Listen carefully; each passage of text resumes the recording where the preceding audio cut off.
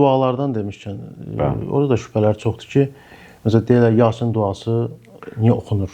Bəli, bəli. Onun tərcüməsinə baxanda orada ölüyə aid bir şey yoxdur. Ümumiyyətlə Yasin surəsinin ölüyə oxunması haqqında konkret hədislər var və müəyyən surələr də gəlib ki, Peyğəmbərimiz özü şəxsən buyurub ki, qəbir ziyarətinə getdiniz, ölülərinizə Yasin surəsi oxuyun. Çünki Yasin surəsi surələrin Quranın qəlbi sayılır, ürəyi sayılır. Yəni ümumiyyətlə bu mövzuya bir başqa cəhətdən yanaşsaq, insan hansısa bir surəni, ayəni oxuduğu zaman müəyyən bir savab əldə edir. Düzdür, onun mənası insan üçündür və Quran əlbəttə ki, dirilərə gəlib, əlbəttə ki, bizə gəlib. Sadəcə biz Quranı oxuduğumuz zaman müəyyən bir savab əldə edirik. Necə ki, hədislərdə də bu gəlib ki, filan surəni, ayəni oxuyanda insanın bu qədər savabı olur.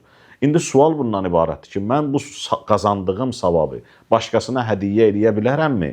Peyğəmbərimiz buyurur ki, ölülər gözləri sizin əllərinizdədir.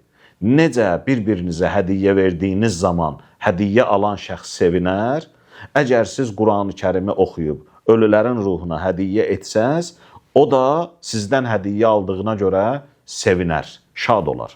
Yəni, hətta bu yerə qədər var.